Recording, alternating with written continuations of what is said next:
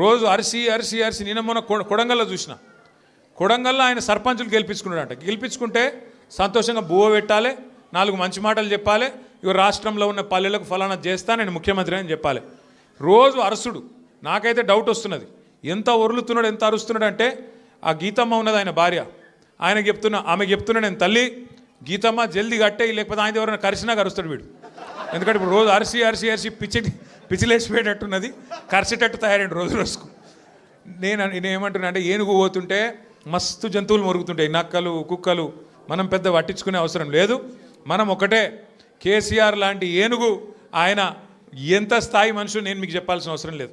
ఇవాళ ఆయన తిడుతా ఉన్నాడు తెల్లారలేస్తే. ఒకరోజు ఆయన చచ్చిపోవాలని కోరుకుంటాడు, ఇంకో రోజు ఆయన కాలు ఇరిగింది అంటాడు, ఇంకో రోజు ఇంకేదో అంటాడు. అరే అయ్యా, నువ్వు ముఖ్యమంత్రివి చెయ్యి, నువ్వు శపథాలు చేస్తున్నావు కదా, కేసీఆర్ను మళ్ళీ లేకుండా చేస్తా, మళ్ళీ రాకుండా చేస్తా అంటున్నావు కదా.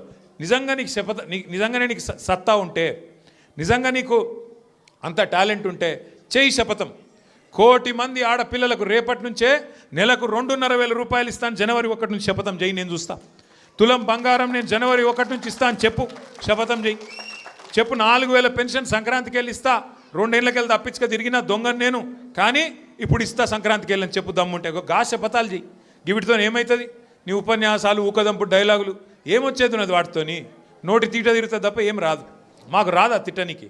మాకు కూడా వస్తుంది, కానీ నీకు కాదు, నీ కుర్చీకి గౌరవం ఇచ్చి ఊకుంటున్నాం.